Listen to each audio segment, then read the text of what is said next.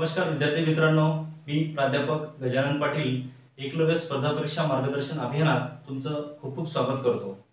मित्रांनो, राज्य घटना ह्या विषयाचा आपण जो टॉपिक डिस्कस करत आहोत तो म्हणजे मूलभूत हक्क। मागच्या लेक्चरमध्ये आपण काही मुद्दे डिस्कस केलेले आहेत, जसं ज्यामध्ये मी तुम्हाला सांगितलं होतं की मूलभूत हक्कासंदर्भात आपल्याला परीक्षेमध्ये जे प्रश्न विचारले जातात ते साधारणतः 4 मुद्द्यांच्या आधारे विचारले जातात। एकतर मूलभूत हक्काची संकल्पना आपल्याला समजली पाहिजे, त्याच्यामध्ये कायदेशीर हक्क आणि मूलभूत हक्क, त्यातही घटनात्मक हक्क आणि मूलभूत हक्क याच्यामध्ये काय डिफरन्स असतो हे समजायला पाहिजे। त्याच्यानंतर राज्यघटनेमध्ये जी मूलभूत हक्क दिलेले आहेत त्याची वैशिष्ट्य काय, हा टॉपिक मोस्ट इम्पॉर्टंट आहे ह्या टॉपिकशी रिलेटेड। त्यामुळे मूलभूत हक्काची वैशिष्ट्ये आणि तिसरा एक मुद्दा त्यामध्ये होता आपला तो म्हणजे काय तर तरतुदी, म्हणजे अशा कोणत्या घटनात्मक तरतुदी आपल्या राज्यघटनेमध्ये आहेत।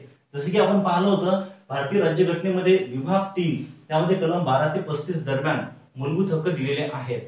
मग ह्या ज्या तरतुदी आहेत कलम 12 ते 35 ह्या सर्व तरतुदी आपल्याला उपकलम सह सर्वच्या सर्व माहित असणं आणि त्याची ही अपवाद ह्या सर्व बाबी आपल्याला एक्झाम साठी आवश्यक असतात।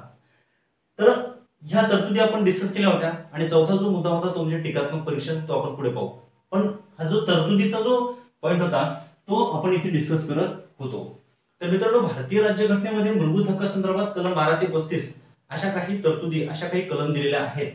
त्याच्यामध्ये कलम 12 आणि कलम 13 आपण लास्ट लेक्चर मध्ये डिस्कस केलेलं आहे।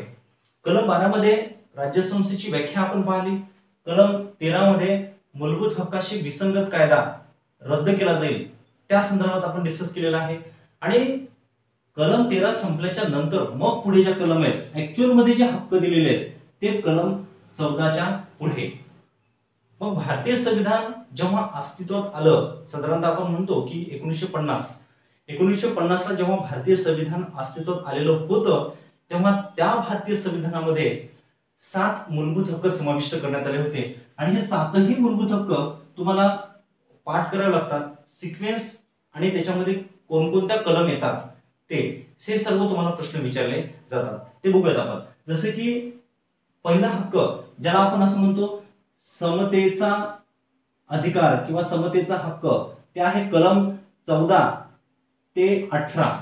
त्याच्यानंतर दुसरा येतो स्वातंत्र्याचा हक्क, ठीक आहे, स्वातंत्र्याचा हक्क कलम 19 ते 22।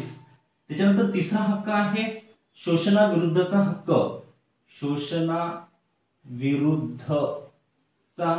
हक्क कलम 23 ते 24। त्याच्यानंतर येतो चौथा हक्क ज्याला आपण असं म्हणू धार्मिक स्वातंत्र्याचा हक्क, धार्मिक स्वातंत्र्याचा हक्क, तो येतो कलम 25 ते 28 दरम्यान। त्यानंतर पाचवा येतो सांस्कृतिक व शैक्षणिक हक्क, हा आपल्याला येतो 29 ते 30 ह्या हक्काच्या दरम्यान, कलमच्या दरम्यान। त्यानंतर सहावा एक हक्क होता इथे संपत्तीचा हक्क, आणि संपत्तीचा हा हक्क हा दिला होता आपल्याला कलम 31 मध्ये। आणि त्यानंतर सातवा जो हक्क होता तो सातवा हक्क म्हणजे घटनात्मक उपायाचा हक्क, घटनात्मक उपायाचा हक्क कलम 32। तर अशा प्रकारे मित्रांनो भारतीय संविधानामध्ये जे मूलभूत हक्क आहेत मुळात 1950 ला तर असे किती मूलभूत हक्क होते तर हे 7 मूलभूत हक्क होते। त्याच्यामध्ये समतेचा हक्क वगैरे ते घटनात्मक उपायाचा हक्क इथपर्यंत। आता या संदर्भात जे प्रश्न विचारले जातात आपल्याला अगदी क्लास 3 पासून तर क्लास 1 पर्यंत प्रत्येक टप्प्यावरती प्रश्न विचारले जातात। मग इथे प्रश्न अगदी फॅक्च्युअल आहेत, काही वेळेस तुम्हाला इथे हक्क दिले जातात आणि कलम किती ते किती याच्यामध्ये जोड्या लावा अशा प्रकारचे प्रश्न येतात, किंवा सरळ सरळ सिंगल स्टेटमेंट मध्ये प्रश्न येत असतो की भारतीय संविधानामध्ये स्वातंत्र्याचा हक्क पुढीलपैकी कोणत्या कलमानुसार दिलेला आहे, तर ते स्वातंत्र्याचा हक्क कलम 19 ते 22। तर हे तुम्हाला पाठ करावं लागेल, हे सगळं फॅक्च्युअल। आता इथे मुद्दा असा येतो की हे स्ट्रक्चर पाहणं आपण, हे आहे 1950 चं की जेव्हा भारतीय संविधान लागू केलेलं होतं त्यावेळेस. परंतु आपण जर सध्या पाहिलं तर सध्या मात्र 7 मूलभूत हक्क भारतीय संविधानामध्ये नाही आहेत. तर भारतीय संविधानात सध्या फक्त 6 मूलभूत हक्क आहेत. हा जो 6वा एक मूलभूत हक्क आहे हा समाप्त करण्यात आला. हा मूलभूत हक्क साधारणतः 1978 मध्ये 44वी घटना दुरुस्ती केली आणि 44व्या घटना दुरुस्तीनुसार 1978 मध्ये संपत्तीचा हक्क कलम 31 हा वगळण्यात आला. तो घटनेतून काढण्यात आला. म्हणून सध्या फक्त हे 5 आणि हा 1 म्हणजे असे 6 हक्क सध्या आपल्याला भारतीय संविधानामध्ये पाहायला मिळतात. जस्ट आपल्याला याच हक्कासंदर्भात आता विस्तृत इथे चर्चा करायची आहे. म्हणून अपेक्षा करतो की तुम्ही हे जे हक्क आहेत हे इथपर्यंतचा हा जो चार्ट हा पूर्ण तुम्ही पाठ कराल. त्यानंतर पाहूया आपण आता पर्टिक्युलर एक एक तरतूद. त्यामध्ये फर्स्ट जो हक्क आहे समतेचा हक्क तो आपण आज डिस्कस करू. तर मित्रांनो इथे समतेचा हक्क, ठीक आहे, समतेचा हक्क यामध्ये कलम 14 ते 18 दिलेली आहे.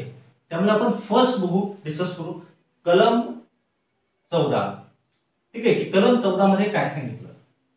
अगदी स्पष्टपणे तुम्हाला ही तरतूद डिस्कस करावी लागेल की ही जी कलम 14 आहे या कलम 14 मध्ये असं सांगण्यात आलं की कायद्यापुढे समानता व कायद्याचं समान संरक्षण.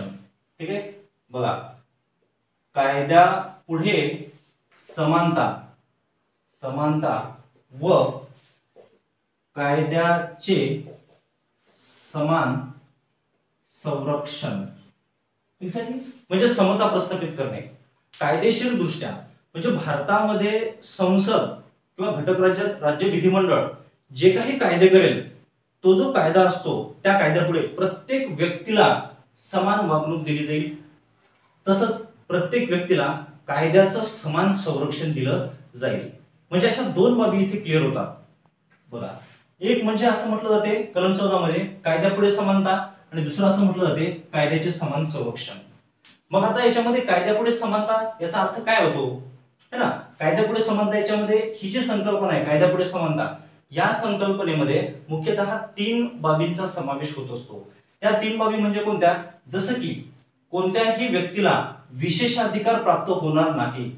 विशेषाधिकार, ठीक आहे, विशेषाधिकार मोस्ट इम्पॉर्टंट आहे. म्हणजे भारतीय नागरिक जे आहेत तर ह्या भारतीय नागरिकांना कायदेशीर दृष्ट्या कोणालाही कोणतेही विशेष अधिकार प्राप्त होणार नाहीत. तर प्रत्येक व्यक्ती हा कायद्यापुढे इक्वल असेल, समान असेल, याला म्हणतो आपण. म्हणजे कायद्यापुढे समानता ह्या तत्वामध्ये कोणत्या घटकांचा समावेश होतो, कोणत्याही व्यक्तीला विशेष अधिकार प्राप्त होणार नाहीत. तसंच सेकंड,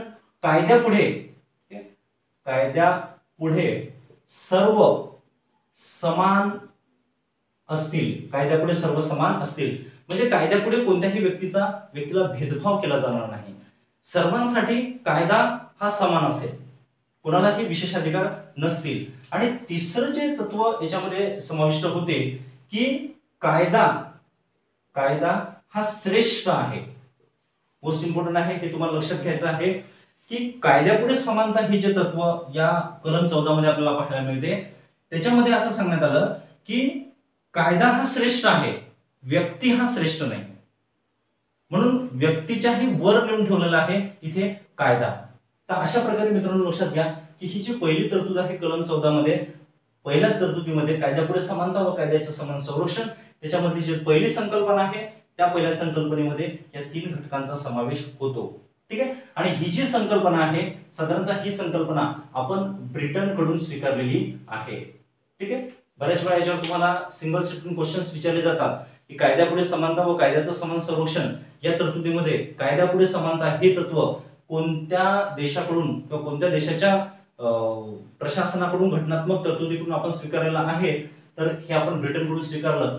तर कायद्याचे समान संरक्षण हे तत्व आपण अमेरिका या देशाकडून स्वीकारलेलं आहे.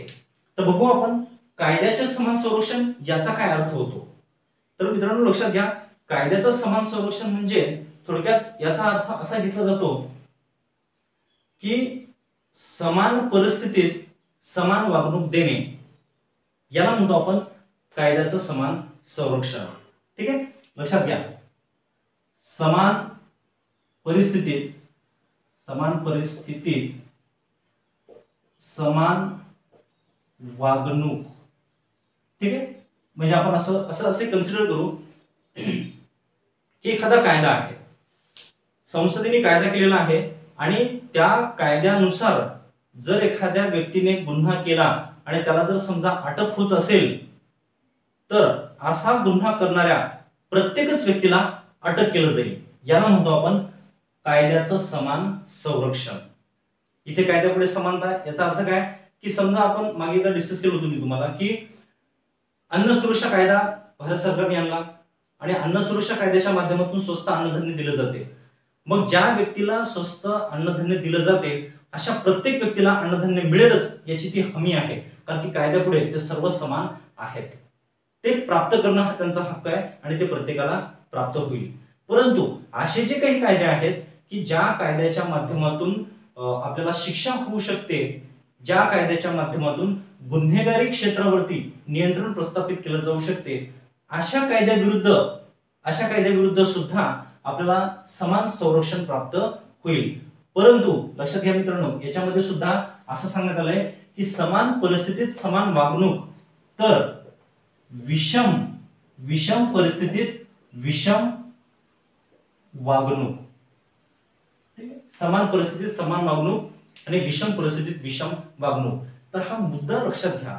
लगेच कदाचित तुम्हाला समजणार नसेल, पण अगदी पर्टिक्युलर लक्षात घ्या की समान परिस्थितीत समान वागणूक याचा अर्थ काय होतो. जर समजा एखाद्या व्यक्तीने काही गुन्हा केला तर त्या व्यक्तीवर त्या कायद्याने किंवा त्या कायदेशीर दृष्ट्या त्या व्यक्तीवरती काही कारवाई केली जाते. मग असा गुन्हा कोणत्याही व्यक्तीने करो, त्या व्यक्तीवर त्या कायद्यानुसार कारवाई समान केली जाईल ही हमी आहे. म्हणजे असं होणार नाही की एका व्यक्तीने गुन्हा केला आणि त्याला त्या गुन्ह्यासाठी जर 1 वर्षाचा कारावास होत असेल तर तोच गुन्हा जर इतर एखाद्या व्यक्तीने जर केला तर त्याला मात्र 6 महिन्याचा कारावास होईल, असं कधीही होणार नाही. म्हणजे समान गुन्ह्यासाठी समान शिक्षा आणि प्रत्येकासाठी ते समान असेल, अशा प्रकारची ही जी तरतूद आहे याला म्हणतो आपण कायद्याचे समान संरक्षण. ठीक आहे, परंतु हे समान परिस्थितीत समान संरक्षण आहे किंवा समान वागणूक आहे. आणि जर विषम परिस्थिती आहे तर मग मात्र विषम वागणूक तिथे आपल्याला प्राप्त होईल. आता विषम परिस्थितीचा अर्थ काय होतो, तर विषम परिस्थिती म्हणजे अशा प्रकारची एखादी परिस्थिती की जर समजा एखाद्या व्यक्तीवर देशाची महत्त्वाची जबाबदारी सोपवलेली असेल. ठीक आहे, जसे की आपण समजू संसदेचे सदस्य, लोकसभा आणि राज्यसभेचे जे सदस्य असतात, तर लोकसभा आणि राज्यसभेचे जे सदस्य आहेत त्यांच्याकडे आपण एक विशेष जबाबदारी सोपवलेली आहे कायदे निर्माण करण्याची. मग त्यांच्याकडे जी जबाबदारी सोपवलेली आहे ती आणि ते सदस्य आणि आपण यांच्यामध्ये काही विषम परिस्थिती आहे. लोकसभेमध्ये असलेले 545 सदस्य त्यांच्याकडे देशाची कमान आपण सोपवलेली आहे आणि आपण सर्वसामान्य नागरिक. मग सर्वसामान्य नागरिक आणि लोकसभेचे सदस्य यांच्यामध्ये ही जरी विषम परिस्थिती, कारण की त्यांच्याकडे आपण काही अशी जबाबदारी सोपवलेली आहे आणि ती जबाबदारी पार पडत असताना आपण मात्र त्यांना काही कारवाईपासून सूट दिली पाहिजे. म्हणून मग अशा वेळेस काय होते की ती जी विषम परिस्थिती आहे त्या विषम परिस्थितीमध्ये विषम वागणूक दिली जाते. म्हणजे कदाचित एखाद्या गुन्ह्यासाठी आपल्याला अटक केलं जाईल किंवा सर्वसामान्य नागरिकांना अटक केलं जाईल, परंतु संसदेच्या सदस्यांना मात्र त्याच गुन्ह्याखाली अटक केलं जाणार नाही. ते त्यांचे विशेष अधिकार येतात. जसे की संसदेचं जर अधिवेशन सुरू असेल तर संसदेचं अधिवेशन सुरू होण्यापूर्वी काही दिवस आणि संसदेच्या अधिवेशनाच्या काळात आणि त्यानंतरही काही दिवस संसदेच्या कोणत्याही सदस्याला अटक करता येत नाही. जरी कायद्यापुढे समानता असेल आणि कायद्याचं समान संरक्षण असेल तरी ते समान संरक्षण समान परिस्थितीमध्ये लागू होते. म्हणजे सर्वसामान्य नागरिकांपैकी मात्र कोणालाही तशा प्रकारचे विशेष अधिकार दिले जाणार नाहीत. ठीक आहे, तर अशा प्रकारे समान परिस्थितीमध्ये समान वागणूक तर विषम परिस्थितीमध्ये विषम वागणूक याला म्हणतो आपण कायद्यापुढे समानता व कायद्याचे समान संरक्षण. ठीक आहे, तर मित्रांनो हे झालं एक प्रकारची तरतूद, कायद्यापुढे समानता व कायद्याचे समान संरक्षण. तर या तरतुदीने आपल्या देशामध्ये कायद्याचे राज्य प्रस्थापित केले आहे. ठीक आहे, बऱ्याचदा परीक्षेमध्ये विचारले जाते की भारतीय संविधानातील कोणत्या मूलभूत हक्कामुळे कायद्याचं राज्य भारतामध्ये प्रस्थापित करण्यात आलं तर ते म्हणजे कलम 14. कलम 14 मुळे कायद्याचं राज्य प्रस्थापित झालं.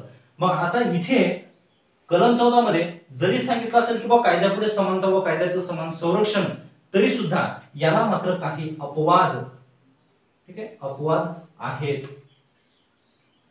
आता अपवाद कोणते, ठीक आहे, जर अपवाद पाहायचं झालं तर इथे अपवाद तुम्हाला डेफिनेटली परीक्षेमध्ये विचारले जातात. जसे की अपवाद आहे तिथे राष्ट्रपती, ठीक आहे, राष्ट्रपती हे अपवाद आहेत. त्याच्यानंतर राज्यपाल, ठीक आहे, म्हणजे जर समजा राष्ट्रपती आणि राज्यपाल यांच्या माध्यमातून किंवा यांच्याकडून काही जर गुन्हा घडत असेल तर यांना लगेच अटक केली जात नाही, ठीक आहे. म्हणजे अशा प्रकारची त्यांना इथे सूट देण्यात आलेली आहे. आणि ही सूट म्हणजे थोडक्यात आपण असं म्हणू की कायद्यापुढे समानता व कायद्याचं समान संरक्षण याला ते एक अपवाद आहे. पुढचा जर आपण एक अपवाद पाहिला तर याच्यामध्ये आपण पाहू शकतो, आताच आपण डिस्कस केलं, संसद आणि विधिमंडळ सदस्य, ठीक आहे, संसद आणि राज्य विधिमंडळाचे जे सदस्य असतात त्यांना काही विशेष अधिकार प्राप्त होतात. म्हणजेच ते समान कायद्यापुढे समानता व कायद्याचे समान संरक्षण या तरतुदीला ते अपवाद आहेत. पुन्हा जर आपण असं म्हटलं तर परकीय राष्ट्राचे जे प्रमुख असतात, है ना, परकीय राष्ट्रप्रमुख किंवा राजदूत किंवा मग आपण असं म्हणू शकतो की युनोच्या ज्या संस्था असतात, युनायटेड नेशन्स ऑर्गनायझेशन, संयुक्त राष्ट्रसंघ यांच्या ज्या संस्था आहेत, वेगवेगळ्या संस्था, मग ती युनिसेफ असेल, युनेस्को, वर्ल्ड हेल्थ ऑर्गनायझेशन, अशा बऱ्याचशा संस्था आहेत की ज्या युनो अंतर्गत येतात.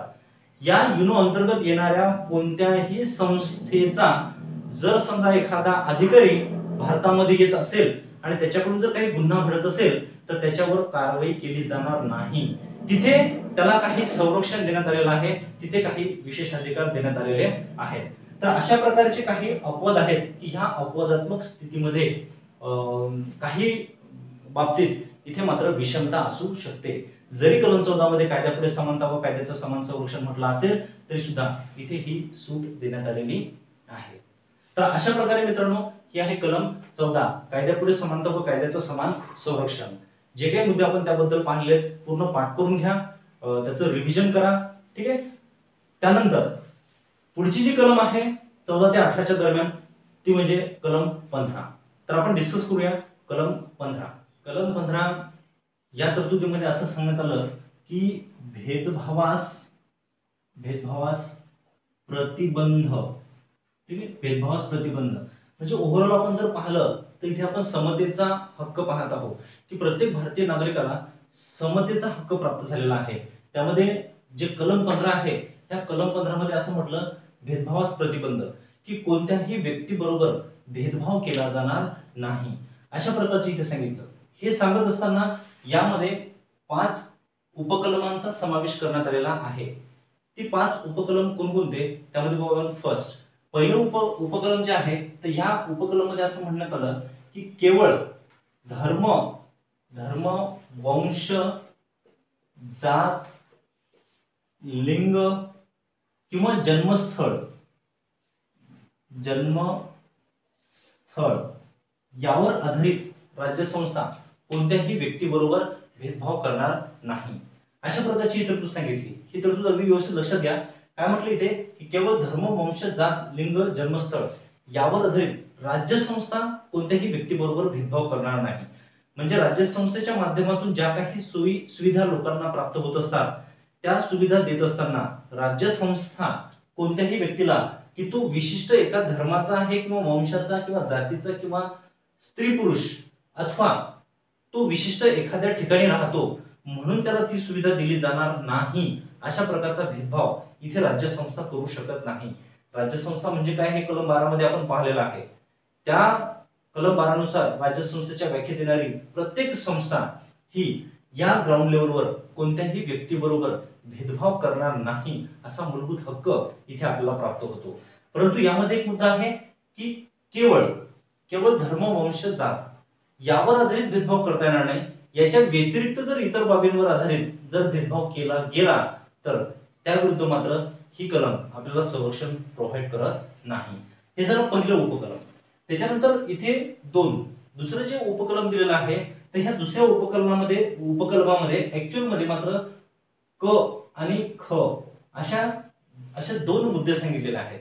जसे की फर्स्ट असं म्हटलं की असं कोणतंही सार्वजनिक ठिकाण, ठीक आहे, सार्वजनिक ठिकाण की त्या ठिकाणी कोणत्याही व्यक्तीला प्रवेश नाकारला जाणार नाही, अथवा असं कोणतंही अनुदानित ठिकाण, ठीक आहे, अनुदानित ठिकाण. ओके, म्हणजे लक्षात घ्या, जसे की सार्वजनिक ठिकाणचा अर्थ होतो की असं कोणतंही एखादं ठिकाण की जे कम्प्लिटली गव्हर्नमेंटचं आहे, सरकारी आहे. म्हणजे जसे की आपण म्हणू सार्वजनिक उपहारगृहे, ठीक आहे, किंवा सार्वजनिक उद्याने गव्हर्नमेंटचे असणारे. मग असे जे सार्वजनिक गव्हर्नमेंटच्या मालकीचे असलेली जी कोणती उद्याने आहेत, त्या उद्यानामध्ये प्रवेश घेण्यासाठी राज्य संस्था कोणत्याही व्यक्तीला नाकारू शकत नाही. म्हणजे याचा अर्थ काय, तर राज्य संस्था असं म्हणू शकत नाही की एखादा व्यक्ती विशिष्ट एखाद्या धर्माचा आहे म्हणून त्या उद्यानामध्ये त्या व्यक्तीला प्रवेश नाही, असा भेदभाव राज्य संस्था इथे करू शकत नाही. ठीक आहे, त्याला म्हणू आपण सार्वजनिक. आता इथे आहे अनुदानित. म्हणजे जर समजा काही अनुदान विहिरी असतील, है ना, किंवा तलाव असतील, तलाव की ज्या तलावांना सरकारने अनुदान दिलेलं आहे, मग अशी कोणतीही अनुदानित ठिकाणे असतील, अशा अनुदानित ठिकाणी जर समजा व्यक्ती जात असेल, तर असा व्यक्ती जात असताना त्या व्यक्तीला राज्य संस्था प्रतिबंधित करू शकत नाही किंवा त्या व्यक्तीसोबत या ग्राउंडवर भेदभाव करू शकत नाही. हे झालं उपकलम 2. त्याच्यानंतर आपण पाहू उपकलम 3. उपकलम 3 मध्ये असं सांगण्यात आलेलं आहे की बालक आणि बालक आणि महिला यांच्या उन्नतीसाठी राज्य संस्था विशेष तरतूद करू शकते. विशेष तरतूद करू शकते. म्हणजे समजून घ्या की देशातील जी बालके आहेत, ती बालके आणि महिला यांच्या विकासासाठी, यांच्या उन्नतीसाठी राज्य संस्था म्हणजे थोडक्यात सरकार काही विशेष तरतुदी करू शकते. आणि जर राज्य संस्थेने तशा विशेष तरतुदी केल्या तर याला मात्र भेदभाव म्हटलं जाणार नाही. म्हणजेच काय, तर महिलांच्या विकासासाठी जर राज्य संस्था काही उपक्रम आणत असेल, तर आपण असं म्हणू शकत नाही की राज्य संस्थेने इथे स्त्री पुरुष असा भेदभाव केला, असं आपल्याला म्हणता येणार नाही. अशा प्रकारचं हे तिसरं एक उपकलम आहे. त्याच्यानंतर एक चौथं उपकलम जर याच्यामध्ये आपण पाहायचं झालं, तर चौथं उपकलम असं सांगण्यात आले इथे की एससी, एसटी आणि ओबीसी, ठीक आहे, एससी, एसटी आणि ओबीसी समुदायातील व्यक्तीला सार्वजनिक शैक्षणिक संस्थेमध्ये काही विशेष सवलत दिली जाऊ शकते. लक्षात घ्या, एससी, एसटी आणि ओबीसी समुदायाला सार्वजनिक शैक्षणिक संस्थेत काही विशेष आरक्षण देता येऊ शकते. त्याला भेदभाव मानला जाणार नाही. म्हणजे याचा अर्थ काय, सार्वजनिक शैक्षणिक संस्था थोडक्यात आपण म्हणू की ज्या गव्हर्नमेंटच्या शैक्षणिक संस्था आहेत, जसे की जिल्हा परिषद आहे, वेगवेगळे कॉलेजेस आहेत की जे गव्हर्नमेंटचे स्वतःचे आहेत. मग जे कॉलेजेस, ज्या शाळा गव्हर्नमेंटच्या स्वतःच्या आहेत, अशा सर्व शैक्षणिक संस्थेमध्ये एससी, एसटी, ओबीसी समुदायासाठी काही जागा आरक्षित ठेवता येऊ शकतात. थोडक्यात इथे आरक्षणाची तरतूद आहे. ठीक आहे, आरक्षित. क्लिअर. पण इथे आपण असं म्हणू की हे प्रकारचं शैक्षणिक आरक्षण झालं. नोकऱ्यांमधलं आरक्षण हे कलम 15 मध्ये सांगितलेलं नाही. त्यामुळे अगदी मुद्दा क्लिअर करा. मग बऱ्याच वेळा होते की स्टेटमेंट मध्ये प्रश्न विचारला जातात की स्टेटमेंट अ मध्ये कलम 15 मधील उपकलम 4 नुसार एससी, एसटी समुदायाला सार्वजनिक नोकऱ्यांमध्ये आरक्षणाची तरतूद देण्यात आलेली आहे, तर असं विधान चुकीचं असते. ठीक आहे, इथे फक्त एवढंच सांगितलं की एससी, एसटी समुदायासाठी जर राज्य संस्थेने शैक्षणिक संस्थांमध्ये जर आरक्षित जागा ठेवल्या तर याला भेदभाव मानला जाणार नाही. ठीक आहे. त्याच्यानंतर उपकलम 5 मध्ये सेम तरतूद की एससी, एसटी आणि ओबीसी या समुदायासाठी खाजगी शैक्षणिक संस्थेत काही जागा ह्या आरक्षित केल्या जाऊ शकतात. म्हणजे एका बाजूने आपण पाहिलं की सार्वजनिक शैक्षणिक संस्था, सार्वजनिक शैक्षणिक संस्थेमध्ये तर काही जागा आरक्षित ठेवता येतातच, परंतु इथे अशीही एक तरतूद याच्यामध्ये सांगितली की इव्हन ज्या खाजगी शैक्षणिक संस्था असतात इथे सुद्धा काही जागा या समुदायासाठी आरक्षित करता येतात। आणि जर असं आरक्षण जर सरकारने जर लागू केलं, म्हणजे राज्य संस्थेने जर लागू केलं, तर याला भेदभाव मानलं जाणार नाही। अशा प्रकारची मित्रांनो ही एक तरतूद आपल्याला इथे पाहायला मिळते। आता इथे महत्त्वाचा मुद्दा हा येतो की खाजगी शैक्षणिक संस्थेमध्ये एससी एसटी आणि ओबीसी समुदायासाठी काही जागा आरक्षित ठेवता येऊ शकतात, परंतु अशा प्रकारचं आरक्षण अल्पसंख्याक जर समजा ती शैक्षणिक संस्था अल्पसंख्याकांची असेल तर अशा अल्पसंख्याक समुदायांच्या शैक्षणिक संस्थेमध्ये या प्रकारचं आरक्षण इथे मात्र दिलं जाणार नाही। म्हणजे अल्पसंख्याकांच्या खाजगी शैक्षणिक संस्था या तरतुदीला अपवाद असतील। तर मित्रांनो अशा प्रकारे आपण पाहिलेलं आहे ही आहे कलम 15। कलम 15 जी आहे ती मुख्यतः भेदभावास प्रतिबंध करते। तर याच्या आधीचं जे कलम पाहिलं आपण कलम 14 ती कायद्यापुढे समानता व कायद्याचं समान संरक्षण, म्हणजे कलम 14 असो अथवा 15 असो इथे समतेला महत्त्व देण्यात आलेलं आहे। मग कलम 15 मध्ये जे भेदभावास प्रतिबंध करण्यात आलेला आहे ते कशा प्रकारे भेदभावास प्रतिबंध करण्यात येईल तर ते यामध्ये सांगितले। धर्म, वंश, जात, लिंग आणि जन्मस्थळ यावर आधारित राज्यसंस्था भेदभाव करणार नाही। त्यामध्ये आणखीन दोन बाबी ह्या काही सांगितलेल्या, सार्वजनिक ठिकाणी वास्तव्य आपण असं म्हणून प्रवेश नाकारला जाणार नाही, अनुदानित ठिकाणी प्रवेश नाकारला जाणार नाही, परंतु हे जे 3 मुद्दे आहेत तर हे 3 मुद्दे म्हणजे त्याला अपवाद आहेत। म्हणजे परीक्षेमध्ये विचारलं जाते की कलम 15 ला अपवाद कोणते आहेत, तर हे आहेत अपवाद। ठीक आहे, उपकलम 3, 4 आणि 5 हे अपवाद आहेत। कारण की महिलांच्या विकासासाठी आणि बालकांच्या विकासासाठी राज्यसंस्थेने काही तरतुदी केल्या तर त्याला भेदभाव मानला जाणार नाही। एससी एसटी ओबीसी यांच्यासाठी सार्वजनिक शैक्षणिक संस्था आणि खाजगी शैक्षणिक संस्थेत जर सरकार आरक्षण ठेवत असेल तर त्याला सुद्धा भेदभाव मानला जाणार नाही।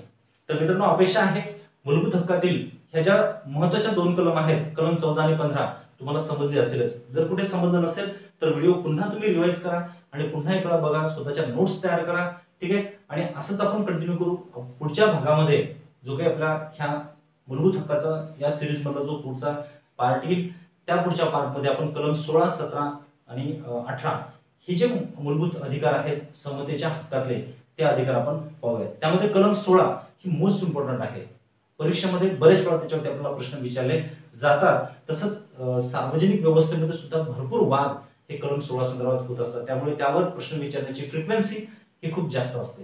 तर मित्रांनो हे तुम्हाला समजलं असेलच, आणि जर काही नसेल समजलं तर पुन्हा एकदा तुम्ही रिवाइज करा।